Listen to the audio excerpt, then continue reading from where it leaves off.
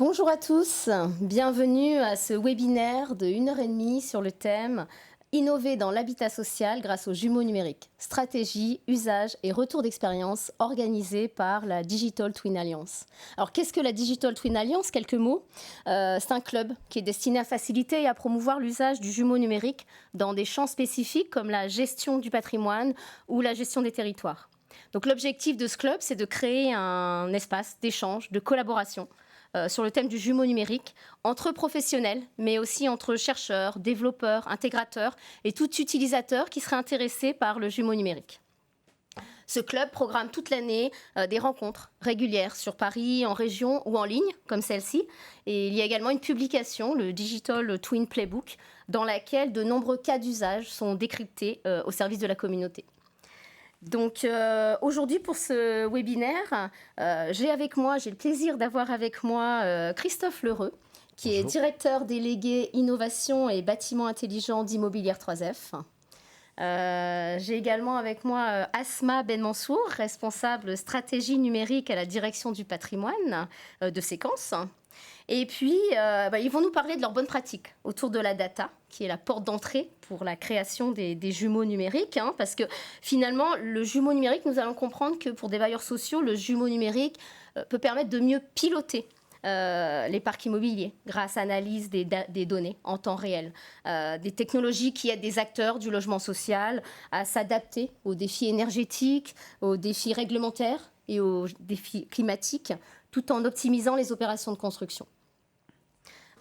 Pour élargir la perspective, j'ai également avec moi Yoann Massèdre du pôle ingénierie et innovation pédagogique au 3CA BTP, qui va nous apporter une vision complémentaire sur l'apprentissage comme vecteur de diffusion des pratiques numériques dans les entreprises. Donc merci à tous les trois d'être avec nous ce jour. Lors de ce webinaire, nous allons également parler d'une convention qui a été signée récemment par plusieurs bailleurs sociaux et une convention qui vise à créer la continuité numérique entre la construction et l'exploitation maintenance. Une continuité numérique, et vous allez nous expliquer pourquoi cette continuité numérique est indispensable.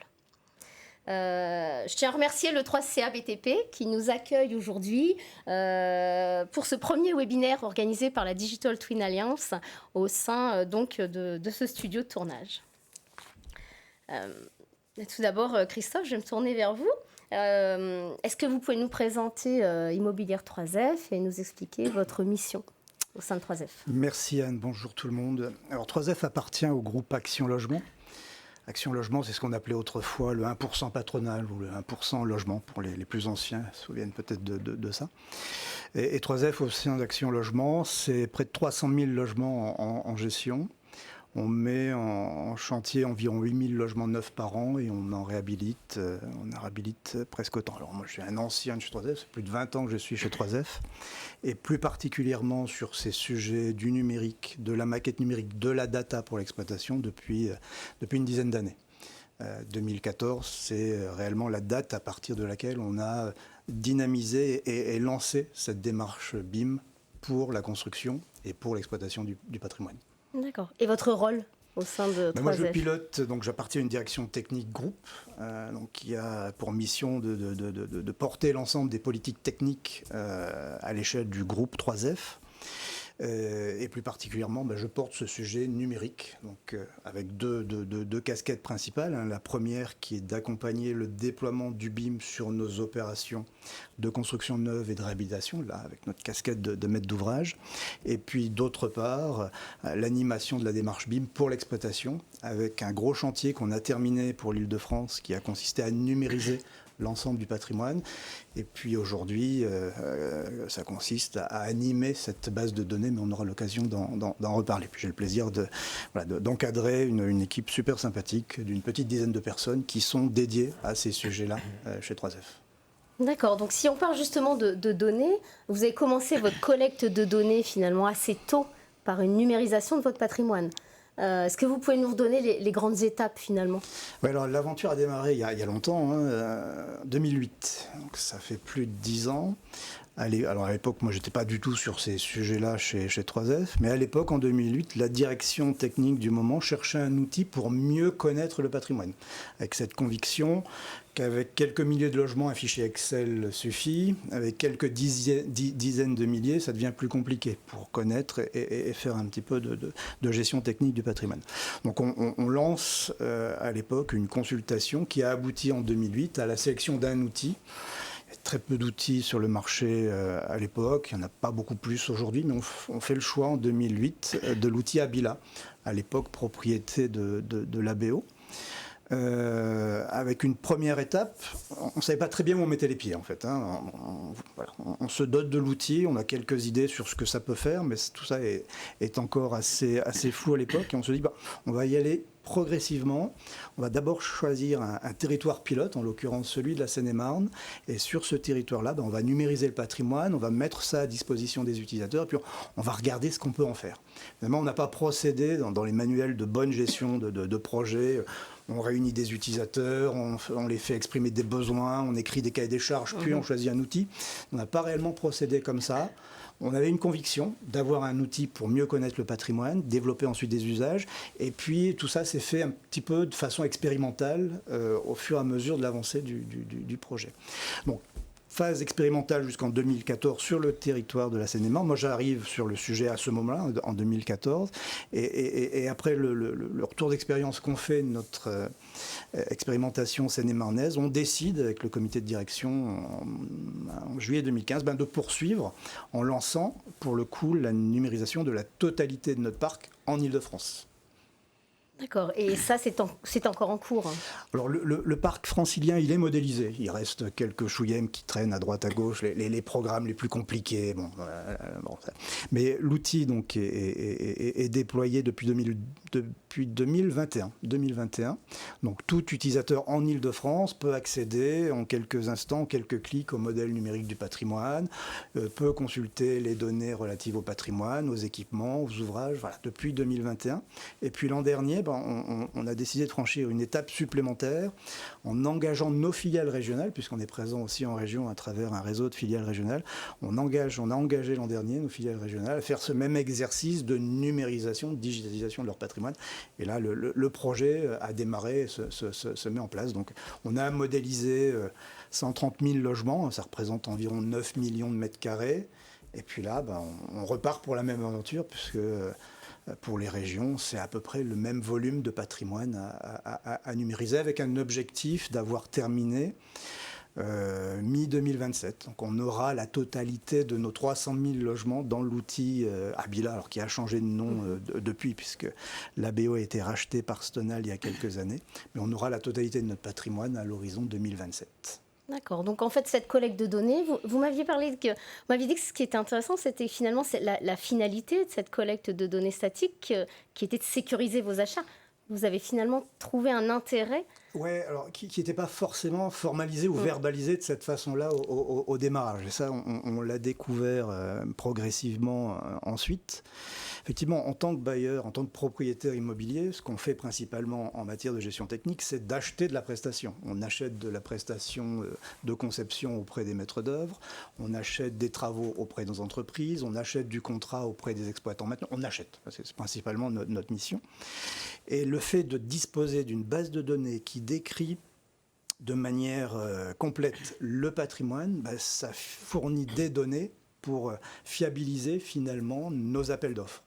Quand on lance une consultation pour renouveler le contrat d'exploitation maintenance de chaudière individuelle sur un département, grâce aux données que j'ai accumulées sur ce même département, je sais de quels immeubles on parle, je sais quelles sont les chaudières qui sont installées sur ces immeubles, depuis quelle date ils ont été installés, etc., etc. Quand un ingénieur technique de la direction de la réhabilitation lance une opération de réhabilitation, on peut aller chercher dans l'outil les surfaces de façade sur lesquelles poser une ITE, les équipements sanitaires à remplacer, etc., etc. Ça, c'est au niveau le plus haut, mais au niveau le plus bas, on a aussi des usages. Le gardien d'immeuble, par exemple, puisque c'est lui qui passe les bons de commande pour des petits travaux, au changement de locataire, lorsqu'un locataire s'en va et qu'il va être remplacé par un nouveau locataire, le gardien d'immeuble peut consulter dans le modèle numérique de son immeuble les mètres carrés de sol à remplacer, les mètres carrés de peinture à refaire dans le logement. Donc sur toute la chaîne d'achat, d'achat technique, on a de la donnée qui permettent de fiabiliser ça.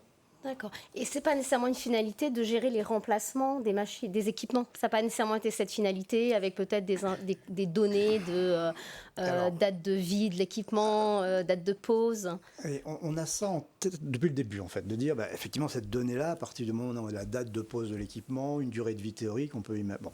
Alors, on tourne autour de ce sujet-là depuis longtemps. Ça fait peur un petit peu aux équipes d'avoir des outils pour se dire ça va leur simplifier la vie, mais en fait, ça les effraie un petit peu.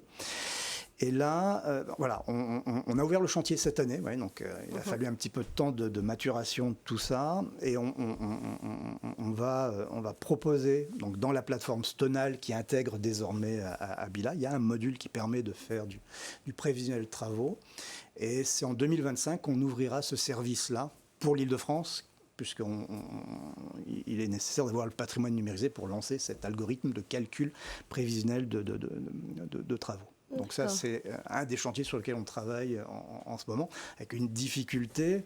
Vous l'avez compris, cet algorithme de calcul du prévisionnel de travaux fonctionne sur la date de pause ou de dernier remplacement des équipements. Bon. Et forcément, cette date-là, on ne l'a pas collectée lors de la phase d'alimentation. C'est des données qui n'ont pas été collectées. Donc là, depuis quelques semaines, avec toute l'équipe, on a lancé un lourd travail d'archéologie documentaire en exploitant les DOE, en exploitant les dossiers marchés pour aller récupérer les dates de pause ou de dernier remplacement des équipements. Voilà. Et là, on se rend compte aussi, à travers cet exemple-là, que sur ce sujet du BIM pour l'exploitation, en fait, on met le doigt dans un sujet infini qui est celui de la maîtrise de la donnée, de son enrichissement, de sa fiabilisation, de sa correction, en fait. On avait bien en tête au démarrage du projet qu'on avait besoin de ressources pour constituer cette base de données initiale, mais il y a aussi besoin de ressources pour ensuite, derrière, la mettre à jour et maintenir en qualité cette donnée et s'assurer qu'elle est pertinente pour les usages métiers qu'on souhaite pousser. Tout à fait, parce que là, on a parlé donc de la collecte de données de votre patrimoine existant. Oui. Donc la collecte, par contre, des opérations de construction neuve ou de rénovation, là, vous passez par une démarche BIM, c'est ça? Vous utilisez la maquette numérique pour collecter finalement ces données. Oui. Parce qu'effectivement, on a un schéma, vous allez peut-être pouvoir nous expliquer sur ce sujet-là. C'est en fait, parce que ce qui est intéressant dans votre démarche BIM, avant que vous nous expliquiez un petit peu plus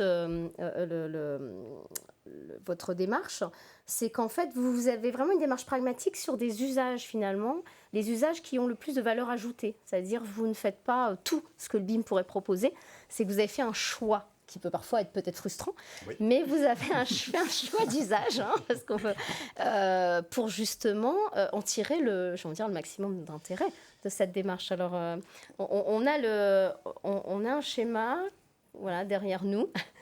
Effectivement, quand on regarde la littérature sur le sujet des cas d'usage, on a généralement des listes de 20-25 cas d'usage. Bon.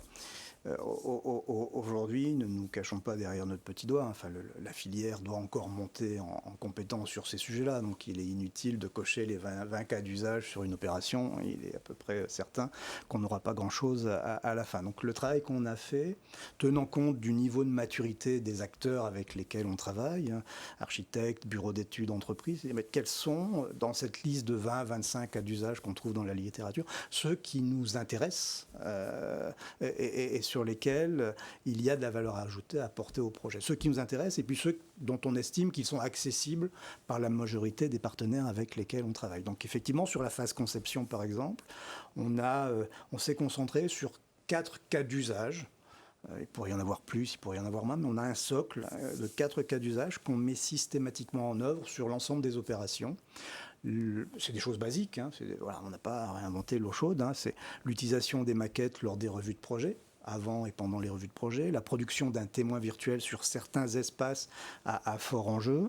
C'est une pré-synthèse en fin de conception pour anticiper les éventuels problèmes d'interface entre métiers, entre l'eau technique. Et puis ce travail de modélisation, il sert aussi ensuite. Et donc on souhaite que les maquettes qui ont été produites par la maîtrise d'œuvre soient insérées dans le dossier de consultation des entreprises pour permettre aux entreprises, avec un viewer, de prendre connaissance du projet, en complément bien évidemment des autres pièces qui sont habituellement dans le DCE. Voilà. Donc 4 cas d'usage en conception. En exécution, comme on peut le voir sur le schéma, c'est moins net. On ne fait pas systématiquement du BIM en exécution. On y va quand le contexte le justifie, quand il y a un intérêt pour le projet, quand il y a un intérêt pour l'équipe. Et là aussi, on retrouve quelques cas d'usage simples. Quand on décide d'y aller, c'est de la coordination 3D entre maquettes, là aussi, pour ces problèmes d'interface entre l'eau technique. C'est le plan d'installation de chantier en 3D, quand on est sur des sites extrêmement contraints, avec des difficultés qu'on imagine d'approvisionnement, d'accès, etc., etc. Et puis parfois seulement, la production d'un DOE numérique, d'un DOE 3D. Là aussi, on y va, on fait une analyse d'enjeux et de risques avant de décider de partir en BIM pour la phase d'exécution. D'accord.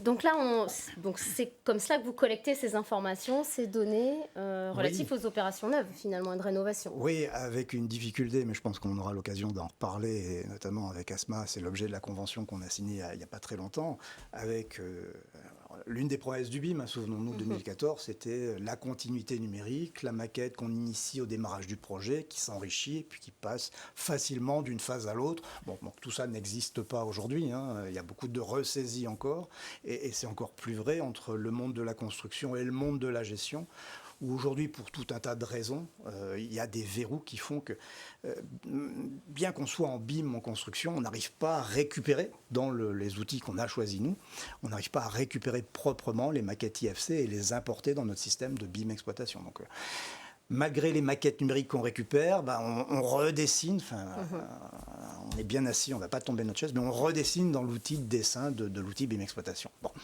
Alors les éditeurs, bien évidemment, travaillent là-dessus, parce que c'est un enjeu pour eux comme pour nous, cette question de la continuité. Et je pense que, on dit ça régulièrement, mais je pense qu'à un moment donné, on aura des solutions pour aller vers cette continuité numérique. En tout cas, la convention dont on reparlera tout à l'heure vise à faciliter ça. On reviendra un petit peu sur la convention après, avec des échanges croisés sur cette convention. Donc là, on a parlé essentiellement de collecte de données statiques, on est d'accord. Si on parle maintenant de la collecte de données dynamiques, donc on s'approche un petit peu plus du jumeau numérique. Où est-ce que vous en êtes de vos réflexions? Qu'est-ce que vous avez commencé comme travaux sur le sujet? Alors, autant la collecte de données statiques est, je veux dire, simple. Si Sarah Thévard, qui a en charge ce sujet-là, m'entendait, elle ferait des cris d'orfèvre. Non, c'est pas simple, mais on y arrive, en fait. On a un process. La donnée dynamique, c'est plus compliqué. D'abord, de quoi parle-t-on?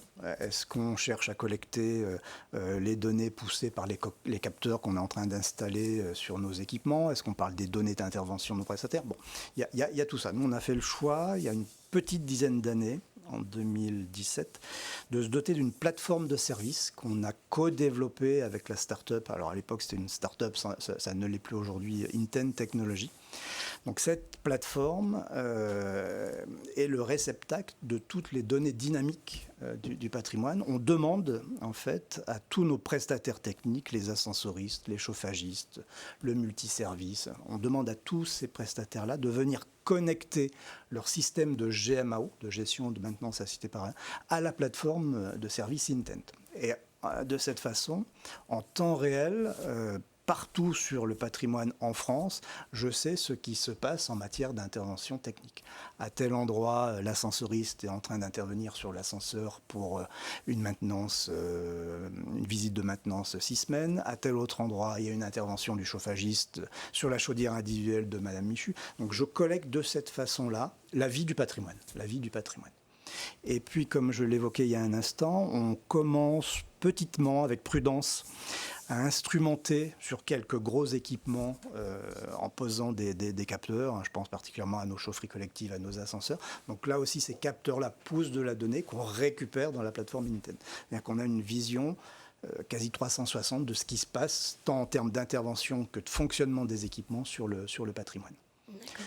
Donc d'un côté, la base Abila hébergée par Stonal, qui est la représentation graphique, statique du patrimoine, et puis de l'autre, cette plateforme Intent qui donne une vision dynamique de ce qui se passe sur le patrimoine. Et aujourd'hui, quels usages pour cette donnée dynamique? Quels sont les utilisateurs? Comment vous l'exploitez? Alors il y a deux cas d'usage principaux. Il y en a d'autres, mais d'abord permettre à tous ceux qui ont à connaître ce qui se passe sur le patrimoine d'avoir cette connaissance en direct. Voilà. Donc les équipes de proximité, les équipes d'encadrement de la proximité ont une visibilité sur ce qui se passe sur le patrimoine. Hein. Quand on est interpellé par un locataire, par exemple, sur le terrain, à travers la plateforme, on peut savoir qu'effectivement l'ascensoriste va intervenir demain pour remettre en service ou donc de l'information pour améliorer cette qualité de relation client. Et puis toute cette donnée, elle nous sert aussi à produire des tableaux de bord. Qui fait quoi, à quel endroit, quand, sous quel délai il est intervenu, combien de temps ça lui a pris pour remettre en service l'ascenseur, la chaufferie, etc., etc. Donc c'est aussi un puissant outil de management des fournisseurs. Hein. On a de la donnée, on a des tableaux de bord qui nous permettent de challenger nos fournisseurs, de les interpeller sur la qualité de service, sur les délais d'intervention, sur leur réactivité, etc. etc. Je voudrais qu'on regarde le schéma finalement qui synthétise votre système d'information technique.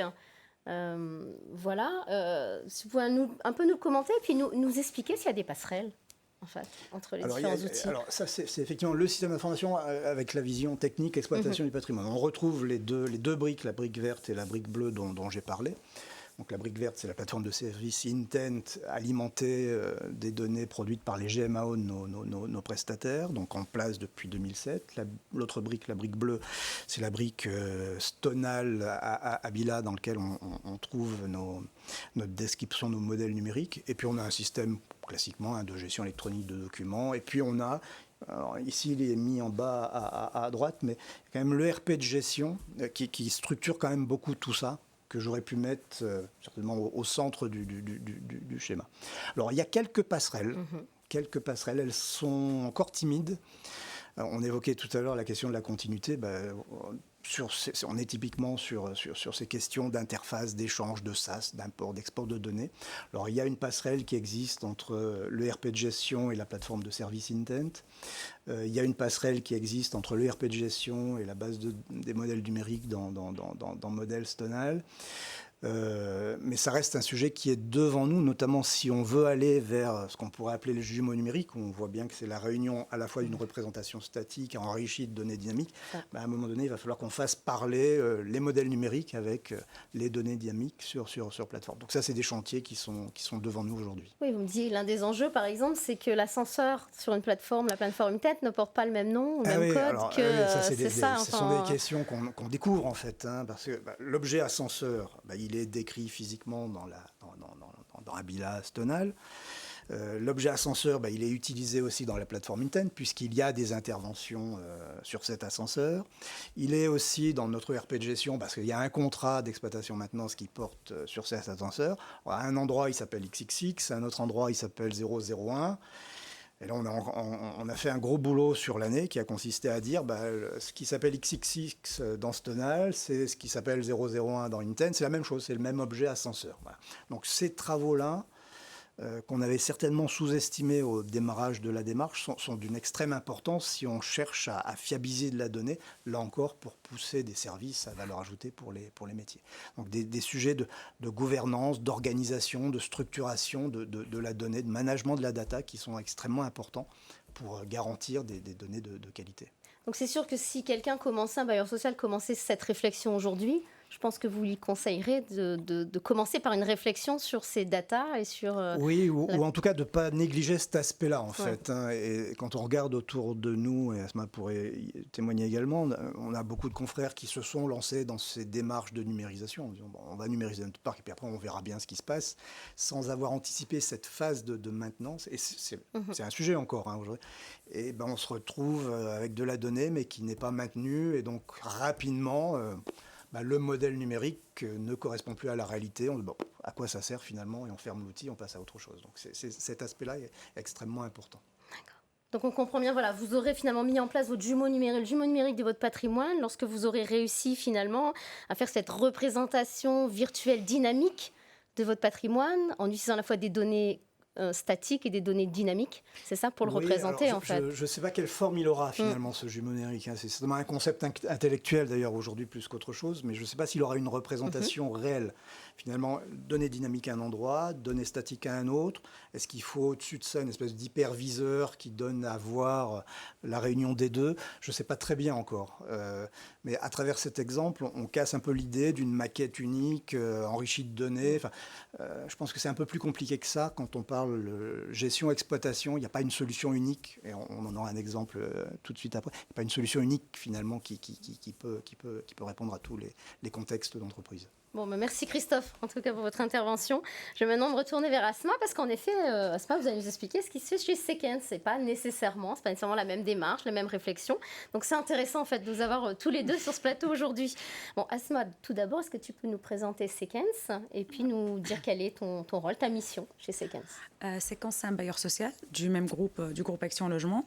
On va dire que c'est la filiale francilienne du groupe Action Logement, avec à peu près 106 000 logements en Ile-de-France. Répartis sur toute l'Île-de-France, avec un fort enjeu de construction et de réhabilitation aussi. On en construit 4 000 par année et on en réhabilite autant. Le plus de Séquence, c'est que aussi c'est la première société à mission du groupe Action Logement, avec des engagements sociétaux, sociétals, etc. et surtout environnemental. Donc avec comme mission, c'est donner la chance à chacun en innovant pour l'habitat. Donc vous allez voir que par la suite, toute la stratégie, elle va se baser, va s'articuler autour de ces engagements de Séquence en tant que société à mission. Moi, mon rôle, je suis responsable stratégie numérique au sein de la direction du patrimoine, particulièrement au sein d'une direction technique qui aussi met en place toutes les stratégies d'exploitation technique de notre parc immobilier et toutes les politiques techniques de l'entreprise. Ce que je fais, c'est que, avec mes équipes, on a pu, depuis 5 ans, mettre en place la stratégie BIM de Séquence, que je vous expliquerai par la suite. Mais aussi, on a tout le volet un peu données techniques, c'est-à-dire la structuration, la définition des données techniques, avec sous ma responsabilité aussi la base de données techniques de notre patrimoine qui est aujourd'hui Nomos, que je vous présenterai par la suite. Donc c'est ce qui permet aussi à peu près d'avoir un peu une vision assez globale entre la définition de la stratégie, mais aussi comment cette stratégie va se traduire au niveau des outils techniques et comment on va pouvoir les exploiter grâce aux différents experts qui font partie notamment de la direction technique. Donc Asma, toi justement chez Séquence, tu as commencé par réfléchir à la stratégie des données en fait, c'est ça? Et c'est après que vous êtes arrivé sur du BIM, de la numérisation, voilà, vous avez réfléchi données. Est-ce que tu peux nous en parler un petit peu? Tout à fait. En fait, moi je suis arrivée à Séquence en 2019. Les réflexions sur la donnée, elles avaient déjà été abordées auparavant. Surtout que historiquement, Séquence, elle est le résultat d'une fusion de 6 filiales. Donc, je vous laisse imaginer la concaténation de différents bases de données, etc., des 10 filiales. Donc, la donnée, c'était un sujet très très important. Et à la base, quand on a commencé les réflexions en 2019, on n'avait pas pensé forcément au BIM. Donc le BIM, c'était pas forcément notre finalité. On s'était dit, c'est quoi la manière qui va nous permettre de bien exploiter notre donnée? Je vous donne un exemple d'une donnée qui est très très importante pour la filière de l'immobilier, c'est la surface. Donc nous, la surface, elle est utilisée constamment dès la conception, dès les premières réflexions, avant même l'achat d'un foncier, jusqu'à la livraison du bâtiment, jusqu'à son exploitation. Donc cette surface-là, elle va être utilisée par différents acteurs au sein de l'entreprise. Le constat a été en 2019, c'est que chaque acteur, chaque direction, chaque métier va aller chercher cette surface par ses propres moyens, soit sur des plans, soit sur des tableaux Excel, c'était différentes manières de chercher.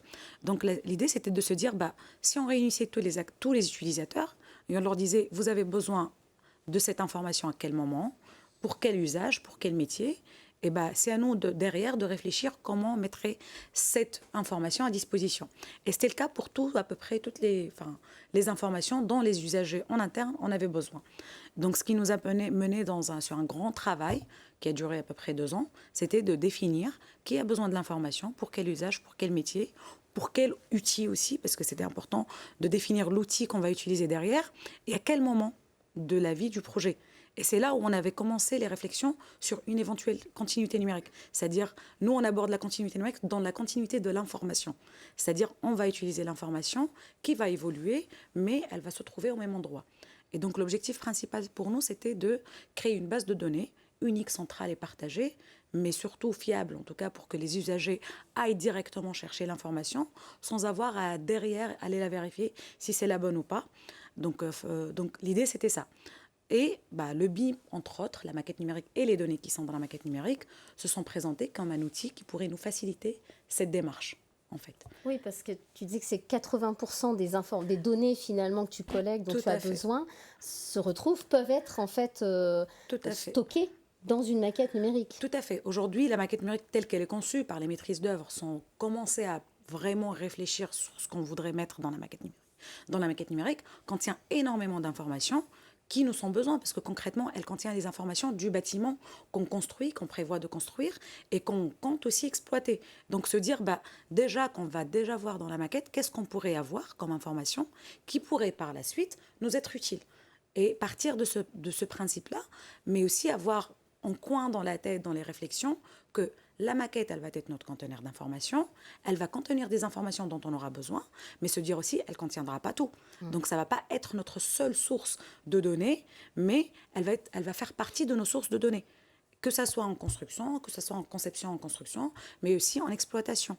Et de se dire aujourd'hui, si on sait que cette maquette-là va contenir des données qui peuvent être structurées, ça serait bien aussi de réfléchir comment on va pouvoir exploiter ces données-là pour l'exploitation. Et se dire, on va faire une maquette qui nous est propre. C'est-à-dire une maquette qui contiendrait ce qu'on aura besoin. Uniquement les données qu'on va pouvoir exploiter, qu'on va vouloir utiliser. Et du coup, définir ce qu'on voudrait aussi dans ce conteneur. Qu'est-ce qu'on voudrait que ce conteneur contienne comme information et comment on voudrait qu'il les contienne. D'accord. Donc c'est là où on rejoint finalement la stratégie de 3F, qui est la maquette numérique comme outil de collecte. Tout à fait. De données statiques. Donc finalement, c'est pour ça que vous faites des opérations en BIM, en construction neuve, en rénovation, c'est ça? Tout à fait. En fait, comme je vous ai dit, la réflexion elle a duré de 2019 jusqu'à 2022. Une fois qu'on a défini ce modèle de structuration des données, c'est-à-dire qu'est-ce qu'on voudrait comme données dans la maquette numérique, en partant de l'exploitation, on a fait le chemin inverse. Ça, je tiens à le dire, c'est qu'aujourd'hui, on a vu notre outil, qu'est-ce qu'il y a comme information dans notre outil, et encore, on est allé aussi challenger les experts en leur disant, est-ce que vous aurez besoin de toutes ces informations-là pour maintenir notre parc immobilier, c'est-à-dire se poser les questions. Tout à l'heure, Christophe disait qu'il faut aussi réfléchir au maintien de cette information-là. Si une information n'est pas utilisée, elle n'est pas maintenue. S'il n'est pas exploité, si l'opérationnel sur le terrain n'a pas besoin de cette information-là, on sait que demain, elle ne sera pas maintenue. Donc se dire de quoi vous avez besoin, pour quel usage, et nous, derrière, on va faire en sorte que ce conteneur d'informations, en gros, qui va évoluer de la construction jusqu'à la livraison, contienne cette information-là qui pourrait être utilisée. Et donc, c'est en 2022 qu'on a décidé de généraliser le BIM sur tous les projets de construction et de réhabilitation, sans une stratégie qui serait vers la numérisation de tout notre patrimoine. Parce qu'aujourd'hui, quand il n'y avait pas de maquette, tant pis. J'ai envie de dire, c'est ça. Oui, parce que en fait, quand on est parti, comme je vous ai dit, on a passé 2 ans à aller voir les métiers pour comprendre leurs besoins, on va dire. La géométrie, c'est pas ce qui en sort le plus. On est sur 2%, peut-être 3% des personnes qui seront aptes à exploiter la géométrie, à voir la géométrie dans l'entreprise. Donc on se dit, est-ce qu'il y a une plus-value à modéliser en fin de compte le parc géométriquement, si c'est un relevé des données, des informations sur terrain suffirait. Et donc c'est là où on s'était dit, on ne partira pas sur la numérisation de notre parc, on va profiter, en tout cas de toutes les constructions neuves, donc tout ce qui va être construit sera sous format de maquette numérique, tout ce qui sera réhabilité le sera aussi, et se dire peut-être que dans 2, 3 ans, 5 ans, le besoin changera ou la stratégie changera, mais aujourd'hui en tout cas, la géométrie ne sort pas comme un besoin et un usage à proprement dit, en tout cas pour l'exploitation du parc immobilier. D'accord. Et alors finalement, cette maquette, quand il y a maquette numérique, elle est conteneur de données, donc il y a sinon les données pour le patrimoine pour lesquels qui n'ont pas de maquette numérique, et ces données-là sont mises dans un entrepôt, ce que tu appelles un entrepôt de données. Tout à fait. Et c'est à partir de là, finalement, que la donnée, elle est partagée. Tout à fait. En fait, cette réflexion d'exploiter les données de la maquette numérique nous a emmenés vers... aujourd'hui, on n'a pas un outil BIM, on n'a pas un outil de gestion BIM. Il n'y a aucun outil en interne qui est compatible BIM. Et au final, on n'en a pas besoin. si aujourd'hui on a besoin juste des données de la maquette numérique. Donc la réflexion, c'était comment on va pouvoir extraire ces données de la maquette numérique et pouvoir les exploiter. En face, un système d'information qui n'accepterait pas la maquette IFC telle qu'elle est. Donc se dire, aujourd'hui, on va réfléchir à comment transformer, en tout cas, cette maquette numérique en base de données. En gros, passer forcément par un SaaS qui va nous permettre de pouvoir analyser et structurer ces données-là, et ensuite pouvoir les injecter dans nos systèmes d'information, dans nos différents outils internes. Donc, en gros, on va se dire qu'aujourd'hui, ce conteneur d'information, on va juste extraire ces informations qui sont dans cette information, qui sont dans cette maquette numérique. Et en tout cas les études, les recherches et les développements, en tout cas au sein de Séquence, nous ont démontré que c'est plus facile d'intégrer des données que d'intégrer un IFC. Parce qu'aujourd'hui, il n'y a pas une technologie qui permet d'intégrer un IFC et de pouvoir l'exploiter pleinement, exploiter ces données pleinement. D'accord. On a justement un petit schéma, tu nous as donné un petit schéma de continuité numérique justement entre la maquette et puis jusqu'à l'entrepôt de données. Alors Tout à fait. Je tiens à signaler que c'est la continuité numérique séquence, c'est-à-dire on est sur la continuité de l'information et de la donnée. C'est-à-dire, c'est le rêve d'avoir la continuité aussi de la géométrie et qu'on pourra exploiter toute la géométrie sur toute la chaîne. Aujourd'hui, ce n'est pas le cas.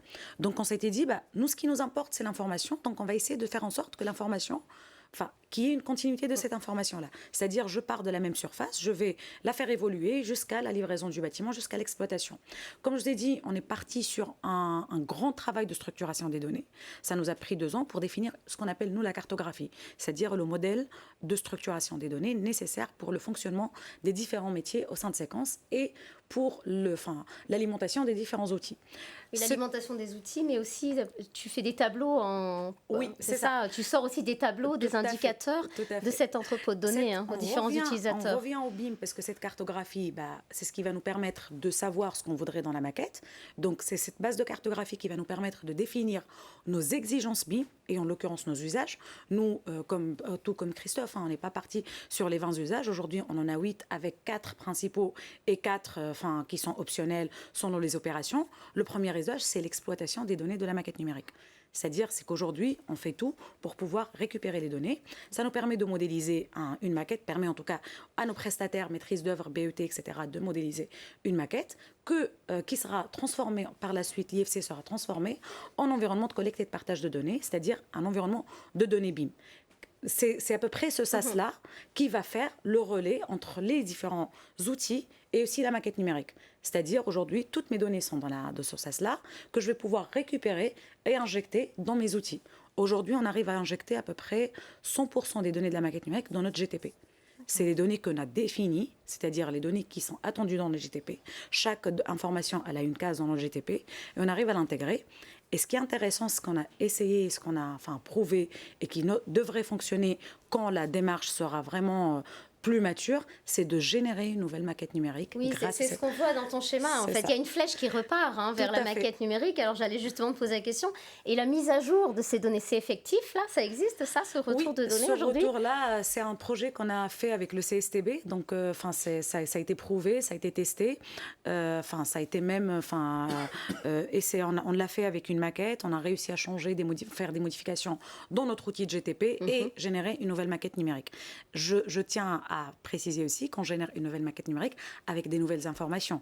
Aujourd'hui, on ne touche pas à la géométrie parce que de toute façon, lors des modifications, si je modifie un équipement, je vais modifier uniquement l'équipement, les caractéristiques de l'équipement. Je ne changerai pas la géométrie. Et c'est ce qui aussi nous a permis de définir un niveau de détail géométrique. C'est-à-dire aujourd'hui, on se dit dans notre maquette numérique, je n'ai pas besoin d'un niveau de détail assez développé, en tout cas pour la maquette exploitation, qui va me permettre uniquement d'avoir autant d'informations que j'ai besoin dans mon système d'information, qui remonteront vers la maquette. L'idée, c'était que la maquette, dans 10 ans, elle reflète ce qu'il y a vraiment dans notre patrimoine. C'est-à-dire, parce que tu me disais aussi que vous faisiez un audit, c'est ça? Un audit du patrimoine tous les ans pour une mise à jour, en fait. C'est comme ça aussi que vous maintenez votre donnée, c'est que vous vérifiez vos données, si elles sont exactes. Tout à fait. En fait, notre GTP, qui est Nomos, notre outil de gestion technique du patrimoine, on a à peu près, en tout cas, on va avoir 3 sources d'informations. La première, c'est nos prestataires, parce que comme disait Christophe, on fait appel à des prestataires pour maintenir nos équipements. des types chaudières, ascenseurs, etc. Dans les contrats de ces prestataires, on demande systématiquement une remontée d'informations tous les ans. C'est-à-dire tous les ans, ils vont nous dire l'état de nos équipements avec s'il y a eu changement, s'il y a eu, etc. Donc ça, c'est la première source. La deuxième source, c'est surtout tout le volet composants, comme nos murs, enfin nos halls, etc. Et là, c'est un audit technique qui se fait. Donc c'est un audit technique qui est fait par les personnes sur le terrain, nos cadres techniques sur le terrain, qui vont aussi nous remonter des informations. Donc c'est deux sources d'informations. Et on a la maquette numérique qui est uniquement la première source d'information lors de la création de ce patrimoine neuf ou réhabilité. Donc ces sources d'information, la modification, elle va se faire dans la GTP. C'est-à-dire de l'audit technique, des données remontées par nos exploitants. La modification, elle se fait dans la GTP. Donc, du coup, si j'ai changé un ascenseur ou si j'ai maintenu un ascenseur, etc., ça va être dans la GTP. Et du coup, c'est cette information-là qui remontera vers l'entrepôt de données. Et pour générer éventuellement une nouvelle maquette, une version nouvelle de la maquette qui n'est pas la version qui provient du DOE initial. D'accord. Et le lien avec le jumeau numérique? Le lien avec le jumeau numérique. Comme disait Christophe aussi, parce que je reviens, parce que de toute façon, on a les mêmes réflexions, on a énormément échangé sur les sujets, c'est qu'aujourd'hui, le jumeau numérique, il n'y a pas une règle, enfin, ce n'est pas une norme. C'est-à-dire, c'est un jumeau numérique qui s'adapte aux usages de l'entreprise, aux besoins d'une entreprise, aux besoins d'un bâtiment. Aujourd'hui, on peut dire dès lors qu'on arrive à mettre à jour des données dans une maquette, dans une représentation, parce que moi j'estime que dès lors qu'on a un bâtiment et qu'on a une maquette qui va avec, on n'est plus sur une maquette, mais on est sur un patrimoine numérique tout autant que le patrimoine physique. Dès lors qu'on arrive à remonter une information vers un patrimoine numérique à partir d'un patrimoine physique, on est d'ores et déjà dans le jumeau numérique, on va dire niveau 0 ou niveau 1 peut-être. C'est-à-dire qu'on est en train d'alimenter avec une information nouvelle qui ne provient pas de cette maquette numérique, qui vient de la conception et de la réalisation. Donc, en gros, on peut se dire qu'on est sur la première marche du jumeau numérique, avec une maquette, avec une remontée d'informations et avec une connexion entre maquette et système d'information. D'accord. Mais vous avez déjà réfléchi à collecter d'autres données? Tout à fait. Dynamiques? De toute façon, c'est la fin, c'est l'objectif. Vous avez bien compris que notre démarche BIM, elle a mis 3 ans jusqu'à ce qu'elle se mette en place. Je pense qu'on mettra autant pour le jumeau numérique. Les premières réflexions du jumeau numérique, elles ont commencé l'année dernière, en l'occurrence en 2023. Mais c'est sur la base de cette continuité numérique, sur la base de ce schéma que je vous ai montré. C'est-à-dire aujourd'hui, on a un entrepôt de données qui va accueillir les données de la maquette numérique, qui va aussi accueillir les données de notre système d'information. Comment on va pouvoir connecter cet entrepôt de données à d'autres bases de données, que ça peut être des capteurs, ça peut être une base de données nationale, ça peut être d'autres ERP qu'on a en interne. Donc l'idée, c'est de se dire, un jumeau numérique va avoir des données qui peuvent être statiques, mais qui peuvent être aussi dynamiques. Dynamiques grâce aux différents capteurs, mais aussi grâce à d'autres bases de données que nous, on n'a pas forcément en interne. Alors, on a un schéma, on va mettre le schéma, où justement, on voit qu'en parallèle de cette réflexion de la maquette numérique, vous avez une réflexion sur comment collecter de la donnée dynamique. Tout à fait. Donc là, on a commencé des réflexions sur une éventuelle instrumentalisation de notre parc immobilier. Sur le jumeau numérique, on a commencé pareil par aller voir les différents experts, les différents usages, les différents besoins. On est parti sur 10 usages avec des prioritaires. Comme je vous ai dit, on revient à la stratégie, à la mission, à la société à mission qui est avec des engagements environnementaux et aussi sociétaux. C'est-à-dire qu'aujourd'hui, on a un grand enjeu de consommation, par exemple énergétique. On a un grand enjeu de satisfaction client parce que voilà, qu'on le veuille ou pas, on a des locataires qui occupent les 106 000 logements qu'on a. Donc l'idée, c'est de se dire quels sont les usages prioritaires qui vont nous permettre de définir un jumeau numérique. On commencera par cela, on commencera les études par cela, et éventuellement, si on voit que ça marche, on pourra les étendre. Donc l'idée, c'était, comme je vous ai dit, d'instrumentaliser le parc par des capteurs. On visait je pense, c'est ce que tout bailleur social prévoit de viser, c'est vraiment les chaudières collectives, chaudières individuelles, etc. En tout cas, les chaudières collectives, c'est la source, la grande source de consommation énergétique, mais aussi c'est ce qui a un fort enjeu sur le poids carbone de notre parc. Tout ce qui est aussi, parce que comme je l'ai dit, on s'est concentré sur notre GTP qui est Nomos, qui est un produit développé par IBM et Tririga, mais on a aussi un ERP qui est ICOS, qui est pour toute la gestion locative, financière, etc. l'idée aussi de se pencher, faire cet outil qui en l'occurrence, a beaucoup plus de données qui sont mises à jour grâce aux sorties, aux entrées des locataires, etc. Donc, on a beaucoup plus de remontées d'informations sur cet outil-là. Se baser sur des capteurs, des équipements connectés aussi éventuellement, mais aussi sur des bases de données. Comme je l'ai dit, exemple la BDNP, c'est qui est une base de données assez riche, c'est une base de données, la base de données nationale des bâtiments, qui est aussi une base de données assez riche, qui croise différentes bases de données. Et donc se dire comment on va pouvoir croiser toutes ces données-là pour pouvoir l'utiliser dans le jumeau numérique. Ça ne veut pas dire qu'on va tout injecter dans la maquette numérique. Hein. Ça, il faut être clair. C'est-à-dire, il faut juste avoir un conteneur, imaginer un nouveau conteneur d'informations qui va nous permettre de pouvoir analyser ces informations-là et prendre les bonnes décisions pour l'entretien et la maintenance de notre parc. Oui, vous me parliez même aussi de prendre les bonnes décisions par rapport au contrat d'énergie, c'est ça? Tout à fait. Vous pouvez souscrire? Oui, tout à fait. Aujourd'hui, le fonctionnement des contrats d'énergie, de la souscription des contrats de consommation énergétique chez les bailleurs sociaux, en tout cas chez nous, c'est séquence, c'est des consommations souscrites. C'est-à-dire chaque année, chaque année, 2 ans, etc., sur la consommation électrique, on va se dire que ce groupement immobilier a besoin de temps, de kilowattheures par an.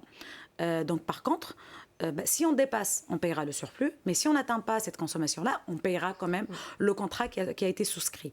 Donc on s'est rendu compte, aujourd'hui, on s'est basé sur des relevés d'Enedis, qui sont des relevés qui nous sont remontés de manière, ça peut être de manière quasi instantanée, mais nous, ça nous a permis d'un peu les analyser. On a énormément de groupes immobiliers où on ne dépasse pas, en fait. On n'atteint même pas la moitié de ce qu'on a souscrit. Donc ce qui nous fait une grosse marge, une grosse somme à payer alors qu'on n'a même pas souscrit. Et dans le cas où on dépasse les consommations souscrites, on va payer des prix qui ne sont pas négociés dans le cadre du contrat. Donc on va payer le surplus, mais dans un prix un peu plus cher. Donc rien que sur ça, on pouvait faire des économies. Et qui dit économie de consommation énergétique, il y a le coût, mais il y a aussi l'impact carbone de ceci. Et en fait, aujourd'hui, ce qu'on a remarqué, c'est que c'est ce qu'on arrive à avoir aujourd'hui comme données, en tout cas du terrain, des capteurs Enedis, c'est des données sur le groupement immobilier. On n'en a pas des données par bâtiment. Donc, on voudrait vraiment aller sur la finalité du bâtiment, éventuellement même aller sur le logement. Parce que, il y a beaucoup de réflexions. On a quand même des comportements de consommation qui sont différents d'un locataire à un autre. Donc, on peut aller pousser la réflexion jusqu'à ceci, pouvoir aussi communiquer avec nos locataires, peut-être pour changer leur consommation énergétique et alléger, par la même occasion, leur facture. Parce que, qu'on le veuille ou pas, on fait tout ça aussi pour nos locataires, pour qu'ils puissent vivre dans des logements qui consomment pas autant d'énergie et du coup qui n'ont pas un coût aussi élevé. Et puis qui se reflètent sur les factures après d'énergie justement pour ces ménages. Un autre gros point dur sur la satisfaction client, parce qu'on parlait, vous faites ça pour vos clients, ce sont les ascenseurs. Tout à fait. Un client, il peut rester 2 ou 3 jours sans chauffage, mais il ne pourra pas rester dans une tour de 10 ou 15 ou 20 étages 2-3 jours sans ascenseur. Surtout si on est une population qui est plus ou moins âgée. Donc c'est très compliqué. Aussi, des cas d'usage prioritaires pour nous, c'est vraiment les ascenseurs. C'est pour pouvoir vraiment savoir si j'ai un ascenseur qui ne fonctionne pas. La chaîne, c'est qu'aujourd'hui, j'ai un ascenseur qui ne fonctionne pas, j'ai une réclamation qui passe au service client. Ensuite, elle est remontée vers le responsable technique, ensuite vers la direction technique, ensuite vers le prestataire pour qu'il aille résoudre le problème. Donc, je vous laisse imaginer le temps que ça va prendre et l'impact qu'il a sur, indépendamment de la satisfaction client, on est vraiment sur l'incapacité des locataires de se déplacer. Ça pourrait bloquer des personnes chez eux, des personnes âgées chez elles, elles ne pourront pas sortir. Donc là, on a commencé à se doter de Getra Alliance, qui est une solution qui permet d'avoir des données qui remontent de nos ascenseurs, donc connectés. Pas tout notre parc immobilier, mais une partie de notre parc immobilier. On est en train de tester, de voir ce que cette solution pourrait nous apporter en temps réel sur le comportement des ascenseurs. Prédire aussi, se dire, cet ascenseur-là, au cours des 4 dernières années, il est tombé en panne 6 fois. Peut-être que sur le plan de travaux, il n'est pas prévu. Peut-être se dire, ça serait bien qu'on intègre ça sur le plan de travaux. Donc, c'est vraiment des choses comme ça. Et comme je l'ai dit, l'idée d'un jumeau numérique, c'est de se dire de quoi j'ai besoin en priorité pour résoudre des problèmes qui sont concrets, mais qui viennent en support des experts qui sont déjà sur le terrain ou qui sont déjà en train de trouver des solutions. C'est-à-dire un outil d'aide à la décision, un outil d'amélioration des pratiques, mais pas un outil vraiment qui va remplacer les anciennes pratiques. Tout à fait. Donc c'est bien l'objectif de faire un jumeau numérique, se poser la question de comment cet outil-là peut m'aider à prendre les bonnes décisions. C'est ça finalement, hein, sur les différents, que ce soit un objectif environnemental, sociétal. Alors, si tu me permets, on revient à la définition première de ce qu'est le BIM, hein, au titre de la norme ISO 19650. Hein, c'est un dispositif pour aider à prendre les meilleures décisions. Donc on est vraiment aligné par rapport à ça. Hein. Sauf que le BIM, en effet, on était plus dans la donnée statique, et là, en fait, on collecte aussi des données dynamiques. En fait, on adjoint les deux types de données pour en pouvoir mieux décider finalement. Et le BIM est plutôt sur de la donnée virtuelle parce que le bâtiment, il n'est pas encore là. Là, on a vraiment un bâtiment, donc on a vraiment un bâti et on a vraiment en parallèle un outil numérique. Donc l'idée, c'est de savoir comment ces deux-là peuvent cohabiter et peuvent évoluer en même temps et de la même manière. Bon, quelques mots justement maintenant sur la convention que vous avez signée, si je ne me trompe pas, au dernier Batimat. Vous avez plusieurs bailleurs sociaux à avoir signé cette convention. Qui peut nous en dire un peu plus? Pourquoi cette convention? Alors c'est une convention qui a été signée au congrès HLM de Montpellier. Pardon. C'est pas très grave, entre plusieurs acteurs, à la fois des acteurs institutionnels et puis des acteurs très opérationnels. Donc c'est une convention qui est portée par l'Union sociale pour l'habitat, l'USH, qui est l'organisation professionnelle des bailleurs sociaux, la Fédération des promoteurs immobiliers, Action Logement représentée par ses deux filiales, Séquence et Immobilière 3F, Caisse des dépôts, CDC Habitat, et puis Building Smart. Tout ça est soutenu par Building Smart. Donc il y a du beau monde autour de la table et on devrait normalement bosser correctement. Donc l'idée de cette convention, comme Asma l'a dit, c'est d'essayer de définir par grande étape du cycle de vie du bâtiment les données utiles pour bien mener cette étape. Donc les données utiles au moment de la conception, les données utiles au moment de la construction, les données utiles au moment de l'exploitation, et puis comment on gère, on en revient à cette question de la continuité numérique, comment on gère le passage de l'un à l'autre. Voilà. Alors, est-ce que, si je comprends bien, c'est pour la création d'un socle commun? C'est ça, une façon unique de travailler? Lorsqu'on a signé cette convention, on va demander les mêmes données? En fait, le constat qu'on avait aujourd'hui, en tout cas, c'est que on travaille, comme dit Christophe, on achète des prestations. Et entre autres, on achète cette prestation de maquette numérique auprès soit des maîtrises d'œuvre, soit des BET. Aujourd'hui, on fait tous le même métier. Et comme vous l'avez pu le remarquer lors de cet échange, on a tous les mêmes problématiques. Donc, se dire, aujourd'hui, on fait tous le même métier, on a tous les mêmes problématiques, on devrait avoir les mêmes besoins. Et on devrait avoir les mêmes commandes auprès de différents prestataires chez qui on achète ces besoins-là, en gros. Parce qu'en gros, on achète un besoin pour répondre aux finalités de nos métiers. Et donc, c'était se dire, aujourd'hui, le BIM, il est en train de se démocratiser. Il y a de plus en plus de prestataires qui sont capables de faire du BIM. On en demande, nous, comme vous voyez, nous, en 100% pareil chez 3F, et je pense que c'est le cas chez CDC Habitat et chez d'autres bailleurs. Donc, ça serait peut-être le moyen de se dire, on fait le même métier, on a les mêmes problèmes, on demandera les mêmes choses. Ça va faciliter les échanges entre nous et les différents acteurs dans le métier. Et ça va faciliter aussi les échanges dans la filière immobilière. Parce qu'on n'achète pas uniquement auprès des maîtrises d'œuvre, on achète aussi auprès des promoteurs immobiliers dans le cadre de la VFA. Et de se dire, nous, la finalité, c'est qu'on arrive à avoir une continuité numérique. Ce n'est pas forcément le cas des promoteurs immobiliers, mais on a, entre-temps, de la conception à la construction, des besoins communs. Se dire aujourd'hui, ce modèle permet aussi d'avoir des commandes plus ou moins homogènes. Par contre, Christophe, vous m'aviez dit que cette convention, il y avait un enjeu qui vous tenait à cœur quand même, c'est que cette démarche soit pragmatique. Oui, parce que des groupes de travail qui se sont réunis pour réfléchir aux données utiles, on n'est pas les premiers à s'y essayer. On les a tous en tête et généralement ces démarches-là ont souvent fait pchit.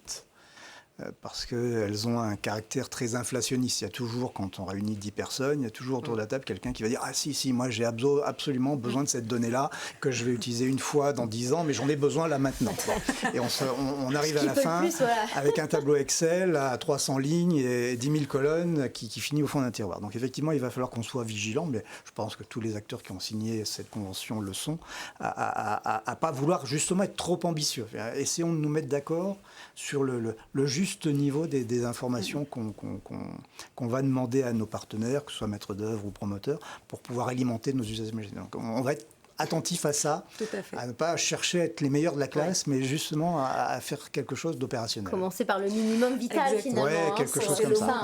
Qui est ressorti énormément lors des échanges qu'on avait, c'était de se dire un socle minimal, on va dire. En gros, celui qui fait que ça marche. Exactement. Et se dire, c'est vrai qu'on pourra tout avoir et qu'on est tenté à tout avoir, parce que la maquette peut tout contenir, mais c'est de se dire, non, elle pourra contenir tout ça, mais on n'aura besoin que de ça. Uniquement de ça, en conception, en exploitation, et peut-être qu'en exploitation, on aura besoin de moins aussi. C'est-à-dire, ne pas hésiter à se débarrasser des informations qu'on ne sera pas aussi capable de maintenir et de dire ça concrètement. C'est-à-dire, on a la phase conception, la réalisation, on a besoin de ça, et je pense que c'est un besoin qui est aussi partagé avec les promoteurs, mais que nous, en tant que bailleurs, quand on a la phase exploitation, se dire, à la phase d'exploitation aussi, on aura besoin de moins de ce qu'on a demandé au début. Et vraiment garder ce minimum, cette possibilité de pouvoir maintenir en tête sur toutes les durées des échanges, en tout cas sur la durée de convention qui durera plus ou moins 4 ans. Une convention de 4 ans, donc on peut imaginer aussi de jalonner ces travaux, on peut imaginer une première version, puis une deuxième un peu plus enrichie en fonction de comment elle sera acceptée aussi par les partenaires avec lesquels on travaille. On sera là aussi attentif à ce niveau d'acceptabilité de ce qu'on demande à nos partenaires. Aussi un enjeu, on en a réfléchi aussi sur l'objectif aussi de cette convention-là. Quand vous voyez, et 3F et Séquence et CDC aussi, qui ne sont pas aujourd'hui avec nous, il y a un niveau de maturité qui est hétérogène entre les différents bailleurs sociaux, les différents aussi promoteurs, et ça c'est dû aux ressources, au nombre de logements, aux différentes stratégies, etc. On se dit que c'est peut-être grâce à cette convention-là, on va plus démocratiser le BIM. C'est-à-dire, il y aura des réflexions, il y aura une base qui est tous les travaux qui ont été menés par les différents signataires durant ces dernières années, qu'on mettrait éventuellement à disposition aussi d'autres bailleurs sociaux, que ce soit dans Action Logement, mais aussi au niveau de l'Union sociale. C'est partager avec ceux qui sont peut-être moins avancés aussi. Et qui puissent avoir le retour d'expérience, mais aussi des outils qui pourront leur servir aussi de base pour mener de nouvelles réflexions. D'accord. Un calendrier ? Alors, les travaux sont devant nous, en fait. La convention dit maintenant, les petits gars, allez-y, il faut bosser. Il faut y aller, Nico. Donc, une date est trouvée. Déjà, c'est bien dans les agendas chargés des uns des autres. Donc, on se voit là tous fin novembre pour cadrer tout ça et puis lancer officiellement les travaux. Donc, en termes de gouvernance ou de comitologie, on aura un comité stratégique dans lequel siégera pour 3F, c'est Frédéric Mira, le directeur technique du groupe, très certainement Florence Beauvais pour Séquence, la directrice du patrimoine. Puis ensuite, tout ça va se décliner en groupe de travail et il va falloir bosser un petit peu pour aboutir on a hâte de vous entendre parler de ces travaux prochainement, pourquoi pas de nouveau sur ce plateau. En tout cas, merci. Merci pour vos interventions. Puis maintenant, je vais me retourner vers Yoann Massèdre du 3CA-BTP. Bonjour. Donc vous êtes ingénieur au pôle ingénierie et innovation pédagogique au 3CA-BTP. Est-ce que vous pouvez nous présenter ce pôle et puis quelle est votre mission au sein de ce pôle ? Tout à fait. Alors le pôle ingénierie et innovation pédagogique a pour mission d'assurer une veille sur tout ce qui va se passer sur le domaine du BTP. Nous sommes plusieurs ingénieurs formation avec chacun notre domaine de spécificité, en fait, de spécialité, dans chaque filière du BTP. Et puis, on organise aussi la montée en compétences des formateurs au sein des organismes de formation avec des dispositifs, un dispositif coporté par le CNAM et le 3CA-BTP, qui est un niveau licence, niveau 6 licence. Et puis, on a un rôle également de pilotage de projet sur des sujets divers et variés. Et notre ADN, c'est d'aller chercher des innovations en permanence et qui sont transférables au monde de la formation. Voilà. C'est le principe. Et puis, mon rôle à moi, plus spécifiquement, c'est ingénieur formation pour les métiers du gros œuvre. Et depuis peu, j'ai la charge de la filière BIM au sein du 3CA-BTP.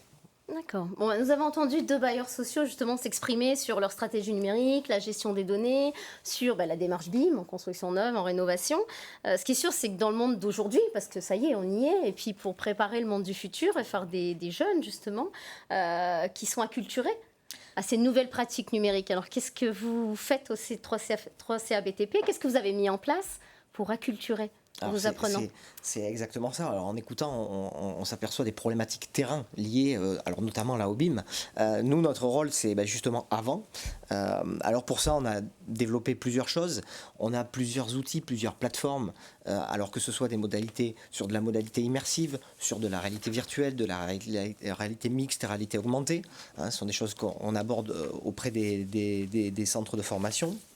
On a aussi depuis de nombreuses années, puisque le sujet BIM est là depuis de nombreuses années, donc depuis 2011, on s'est engagé, on a créé des séminaires qui avaient pour but d'aborder ces sujets BIM et qui ont permis de déterminer surtout le besoin des centres de formation sur ces sujets-là, et donc d'en définir avec certains éditeurs de solutions réellement qu'est-ce qu'on allait apporter au centre de formation.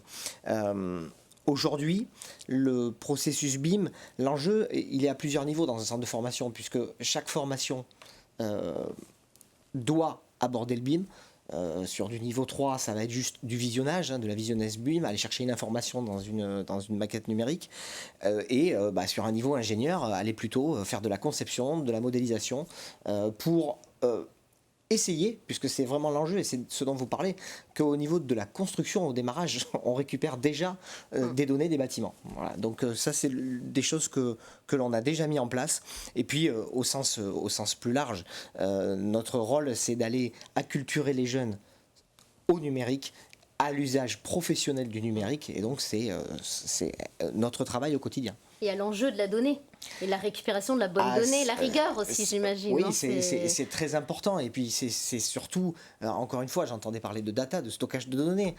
C'est aussi un sujet énorme chez nous. Alors là-dessus, bien évidemment, certains centres de formation sont engagés, mais ce sont des formations qui sont très spécifiques, pas forcément sur de la formation initiale, sur des formations spécifiques d'acculturation à ces méthodes-là, bien évidemment. Puisqu'il y a des formations déjà sur le jumeau numérique. Alors, vous en proposez ça a démarré par le biais de certains centres de formation. On peut en citer quelques-uns, mais par exemple le CESI est engagé sur ces sujets-là. On était très acculturés et très dans le souci d'apporter déjà une bonne acculturation au niveau BIM, et on est en train de passer à cette phase d'acculturation au jumeau numérique. Ce qui est intéressant aussi, c'est aussi les innovations, parce qu'on parle d'innovation, alors peut-être justement des innovations qui n'utilisent pas nécessairement aujourd'hui les maîtres d'ouvrage comme les bailleurs sociaux, mais vous travaillez sur des solutions de réalité immersive, virtuelle, réalité augmentée. Donc les jeunes sont déjà préparés à l'utilisation de ces techniques, mais aussi à leur intérêt. L'enjeu, c'est vraiment de les acculturer, effectivement, pour leur faire comprendre que c'est un outil à leur service, ou plusieurs outils, puisqu'il y en a plusieurs. Je parlais tout à l'heure du pilotage de projet.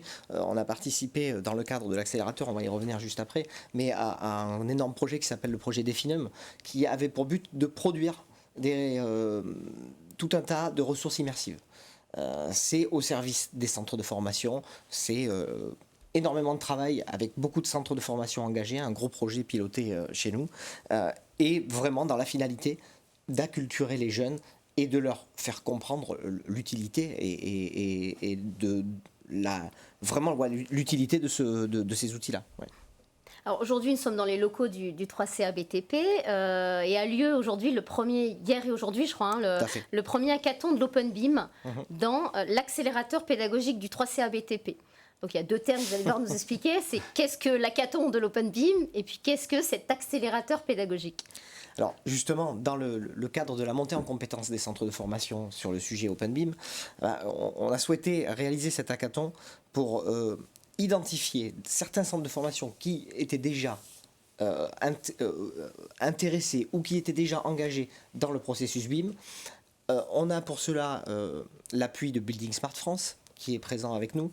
L'objectif de l'hackathon, c'était de permettre aux centres de formation de monter en compétences et surtout d'aller vers la démarche labellisation et certification. Labellisation de leur formation pour qu'ils puissent après certifier des apprentis dans le domaine Open BIM. C'était vraiment le but. Et deuxième chose, c'était de faire venir des éditeurs pour leur présenter plusieurs solutions autour du BIM, à travers tous ces éditeurs. Donc 5 ont répondu présent, Gretec avec des solutions Revit, Allplan était présent, BeamWin Sketch est présent, CP, et je pense que je n'en ai pas oublié, j'espère pas. Voilà, donc ces acteurs-là sont venus pour présenter les solutions, et donc l'objectif final, c'est que les centres de formation puissent repartir avec soit un dossier déjà rempli pour aller vers la démarche labellisation, soit aller carrément jusqu'à la certification et pouvoir partir avec ce bagage complet. Voilà. Ça, c'est la première élément de réponse. Voilà. L'accélérateur pédagogique, c'est quoi? Très rapidement, l'accélérateur pédagogique, c'est un concept qui vise en 4 phases à dénicher des solutions innovantes pour pouvoir faciliter ensuite l'accès à ces solutions dans les centres de formation. Comment on s'y prend? Première phase, une idéation. On a une idée, on a trouvé une solution innovante. On va voir ce qu'on peut faire, si on peut la transférer au monde de la formation. Deuxième phase, on fait un test dans l'espace physique de l'accélérateur pédagogique qui est le labo, où on présente la solution à des centres de formation qu'on a conviés, qui vont tester la pertinence de la solution. Et puis on va leur demander en troisième phase d'expérimenter dans leur centre de formation avec leurs jeunes et leurs formateurs la solution ou le matériel, ça peut être aussi du matériel qu'on va leur présenter. On fait un retour de cette expérience dans le labo et à la suite de ça, on facilite le déploiement dans les centres de formation de ces solutions. Voilà l'accélérateur pédagogique. D'accord, donc le 3CA BTP, en effet, est à même de former les jeunes apprenants à venir aider, en fait, c'est ça, aider à monter en compétences le personnel des bailleurs sociaux. Ils sont eux-mêmes en train d'être formés aux nouvelles pratiques numériques. Ah ben c'est complètement le cas, et puis c'est dans le but d'être complémentaire et d'apporter au côté construction dès le démarrage cette acculturation-là pour permettre ensuite la récupération des données dont tout le monde a grandement besoin, si j'ai bien entendu les échanges autour de la table. Oui, parce qu'on a dit qu'à tous les niveaux, finalement, chacun a besoin soit de mettre des données, c'est ça, soit d'utiliser des données, donc c'est d'où l'importance, en effet, de cette acculturation numérique. Merci à tous les trois pour vos interventions. Très intéressantes. Et puis maintenant, on va répondre aux questions de notre public, à savoir s'il y a des questions que vous voulez poser. En profiter que nous avons donc Christophe Lheureux de 3F, Asma Ben Mansour de Séquence et Johan Massèdre du 3CA BTP pour poser les questions qui vous intéressent. On a une question de Patrick. Est-ce qu'il est nécessaire, selon vous, de passer par le BIM pour ensuite utiliser le jumeau numérique? On a plus ou moins répondu à cette question, mais peut-être qu'il y a besoin en effet de synthétiser. Qui veut répondre? Commencez à répondre, parce que je pense que les deux ont la réponse. Vas-y, Asma. Allez, Asma, tout à l'heure, c'est Christophe qui s'est lancé sur la convention. En fait, dès lors qu'on part sur le principe que le jumeau numérique il répond à un besoin, est-ce qu'aujourd'hui la maquette répondrait aux mêmes besoins que le jumeau numérique? Donc, pour moi, j'ai envie de dire non. Ça dépend de l'usage. Ça dépend de l'usage, exactement. Le jumeau numérique, c'est un bâtiment et des données qui remontent en temps réel ou de manière statique ou dynamique. Donc, est-ce qu'on a besoin forcément d'un conteneur d'information? Est-ce que ce conteneur devrait absolument être la maquette? Moi, j'ai envie de dire non. Non, chez Séquence, vous avez pris la maquette parce que c'était un bon moyen de regrouper 80% de vos données dont vous aviez besoin. Mais si on part sur uniquement un jumeau numérique, la nécessité de faire du BIM et d'avoir une maquette numérique, je ne pense pas que c'est obligatoire. Christophe? Oui, je partage assez. Enfin, là aussi, si on se réfère aux définitions qui existent dans la littérature, la maquette numérique, c'est une représentation. On peut avoir une représentation alphanumérique du bâtiment, des ouvrages et équipements qu'elle contient. J'ai en tête des exemples de confrères qui font du plan pluriannuel de travaux avec une description uniquement alphanumérique de leur patrimoine. Ça marche très très bien. Il n'y a pas du tout de géométrie. Voilà, donc là aussi, moi, je partage complètement ce que dit Asma. Il faut d'abord se poser la question des usages qu'on veut et puis des besoins besoins qu'il y a derrière, et puis ensuite trouver les bonnes solutions. Faire du BIM, ça, on n'a pas parlé de coût au cours de cette heure, mais ça représente un coût certain pour un bon nombre d'acteurs qui n'ont pas nécessairement aujourd'hui les moyens d'investir dans le contexte actuel qui est compliqué pour tout le monde. Faire du BIM, ça coûte encore un peu cher, hein, donc c'est pas forcément la réponse à tous les problèmes qu'on se pose. Alors moi, je comprends la question, si est-ce qu'il faut faire du BIM en projet pour récupérer à la fin du projet une maquette pour pouvoir l'exploiter ? Pas nécessairement non plus. Pas nécessairement non plus. Là aussi, faire du BIM sur tout un projet en conception puis en exécution, ça représente là encore un coût certain, hein. Enfin, en tant que maître d'ouvrage, on peut se faire aider par un AMO, il faut le payer. Il y a du BIM management qu'il faut rémunérer. Donc ça, mis bout à bout, à la fin, c'est plusieurs milliers d'euros. Et que si le seul usage, c'est d'utiliser une maquette pour faire de l'exploitation en BIM derrière, peut-être qu'on peut ne pas embêter les architectes, les maîtres d'œuvre, les bureaux d'études, récupérer un DOE comme ils ont l'habitude de le faire, et puis à partir de ce DOE, sous-traiter la production d'une maquette dédiée à la gestion. Ça coûte beaucoup moins cher que de devoir faire du BIM sur tout le cycle de vie du bâtiment. Donc là aussi, il n'y a pas de réponse unique, je pense, à tout ça. Ouais. En fonction du projet, des contraintes qu'on peut avoir, de l'argent qu'on peut mettre ou pas. Hein. Enfin, ça a quand même un intérêt, c'est de structurer la donnée que vous récupérez. Oui, dans tous les cas, il faut structurer. C'est sûr. Voilà. Dans tous les cas, il faut sûr que si lors d'un projet ouais. de construction, on savait structurer cette donnée et la récupérer avec une certaine codification, une certaine structure, en se passant de la géométrie, on pourrait se passer de la maquette.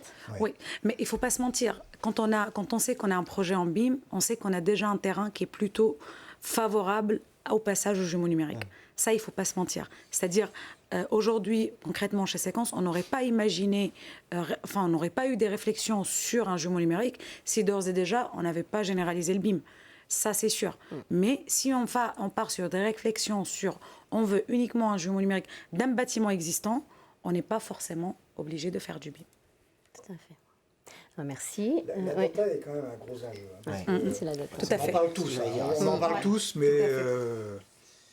mais culturellement, il y a une petite révolution à faire, hein, parce que dans nos métiers, alors c'est moins vrai en gestion-exploitation, où on a l'habitude de gérer des grosses masses d'informations.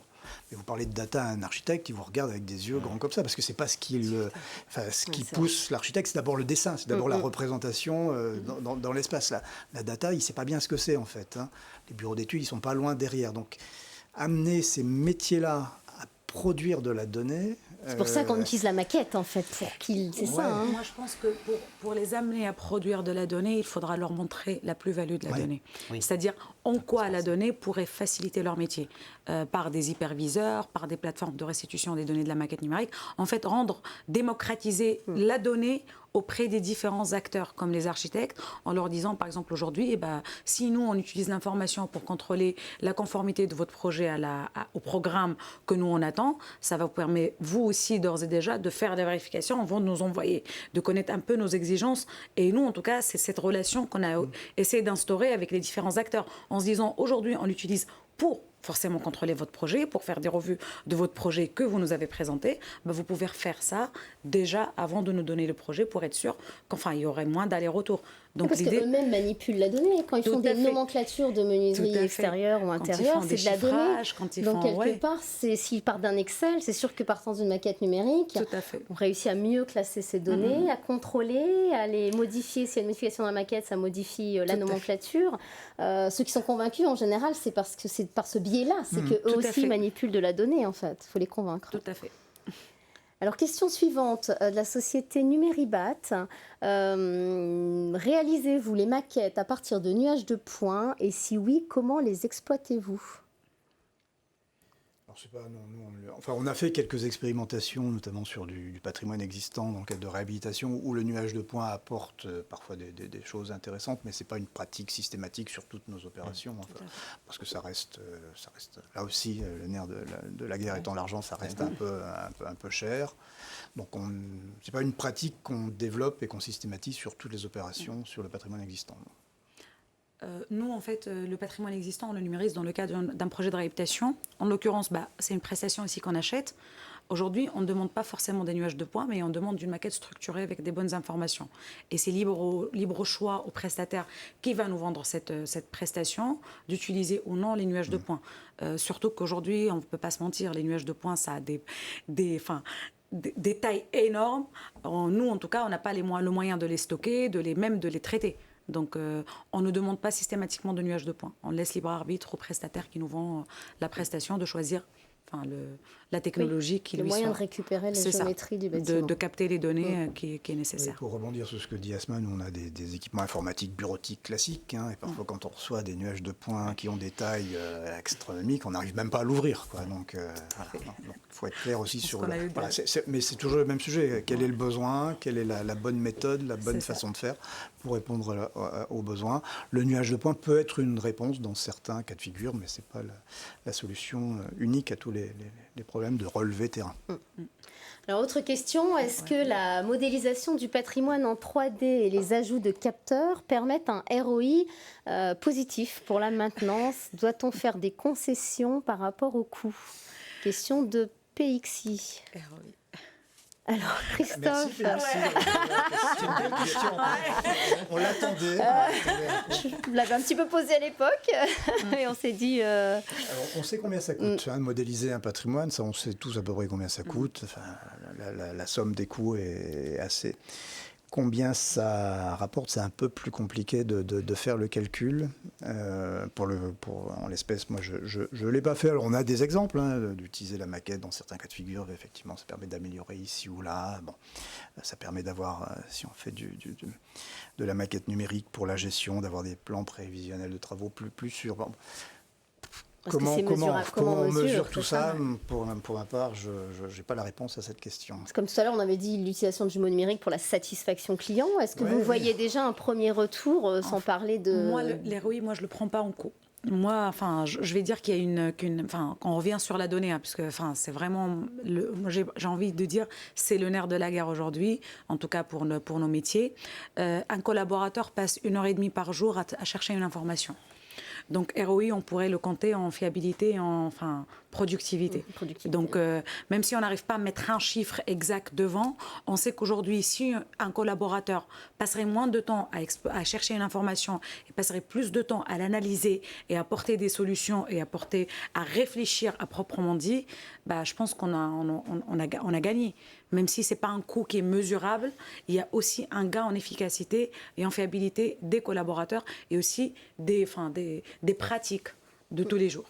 Donc, il y aura certainement un coût qui est quand même mesurable, c'est lorsque vous aurez mis un capteur sur vos chaudières collectives et que vous pourrez voir de combien vous pouvez baisser finalement vos contrats souscrits. Il y a ça aussi, oui. Le coût de votre capteur et justement de la récupération de la donnée, de l'exploitation, mise en relation aujourd'hui, avec... Aujourd'hui, avec une simple analyse, on sait que par exemple, si on arrive à régler nos contrats souscrits et ce qu'on a souscrit par rapport à la consommation réelle, on peut gagner 7% sur la consommation. Sur le coût le coût que nous coûte le coût de l'énergie aujourd'hui, l'énergie à l'année. Donc déjà 7%, c'est énorme pour un bailleur social.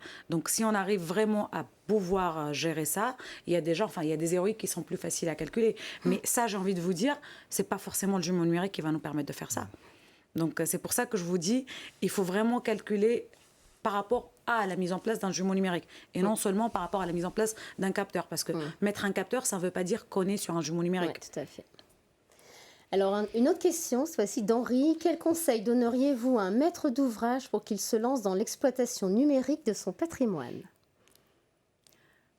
Je me lance. Asma se lance. Prenez votre temps.